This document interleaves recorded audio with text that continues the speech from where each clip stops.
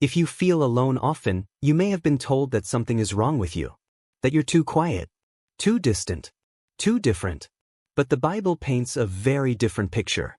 Again and again, Scripture shows that seasons of aloneness are not signs of weakness, but spaces where God shapes rare strength. Many of the people God used most powerfully spent long stretches feeling alone. Not abandoned, but set apart. If this resonates with you, stay with me. What you feel may actually be evidence of 5 God-given traits working quietly within you. First, if you feel alone often, you likely carry a deep spiritual sensitivity. The Bible shows that some people are more aware of God's presence, truth, and movement than others. Jesus himself often withdrew to lonely places to pray. This wasn't escape. It was alignment. When you feel alone, you may be sensing more than what's on the surface, other people's emotions, unspoken tension, or spiritual weight. That sensitivity can make crowds exhausting and shallow connections unsatisfying.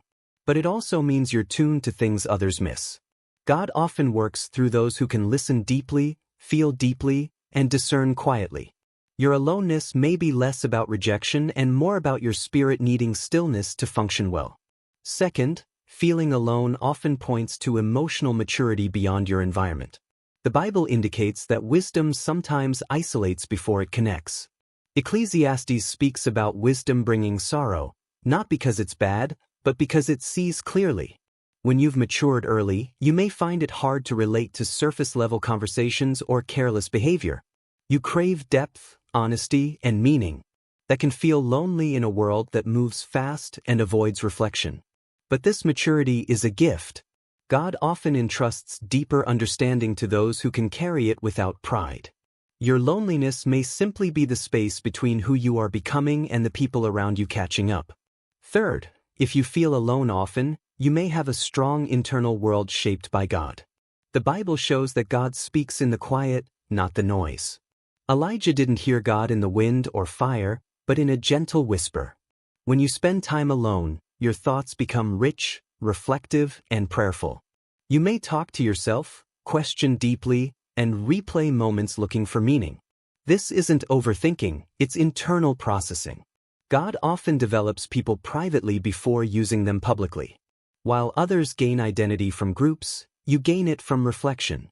That can feel isolating, but it also builds resilience.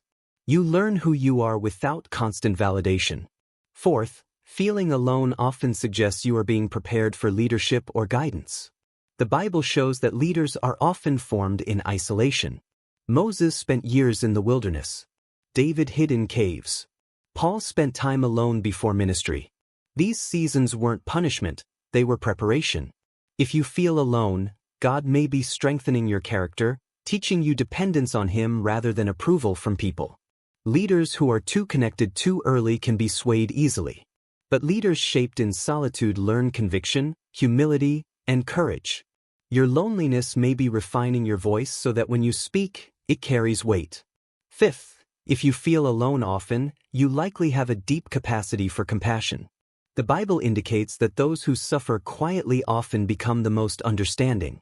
When you know what it feels like to be unseen, you notice others who are overlooked. When you've sat with loneliness, you don't rush people through pain. You listen. You stay. Jesus was described as acquainted with sorrow, and because of that, He became a source of comfort for many. Your loneliness is not wasted. It's shaping empathy that can heal others in ways loud confidence never could. Here's the reframe many people miss. Feeling alone doesn't mean you are unlovable.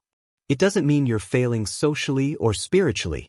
Often, it means your inner life is rich, your awareness is high, and your path is different. The Bible never promises constant companionship, but it does promise purposeful presence. God is especially close to those who feel alone, not because they're broken, but because they're listening. So if you've ever wondered why you feel this way, let this settle in your heart. You are not behind, forgotten, or strange. You may simply be growing in ways that aren't loud yet. Aloneness can be a holy ground where strength forms quietly. Take a moment today to ask yourself not, "What's wrong with me?" but, "What is God developing in me?" That question changes everything. If this spoke to you, you're not alone here.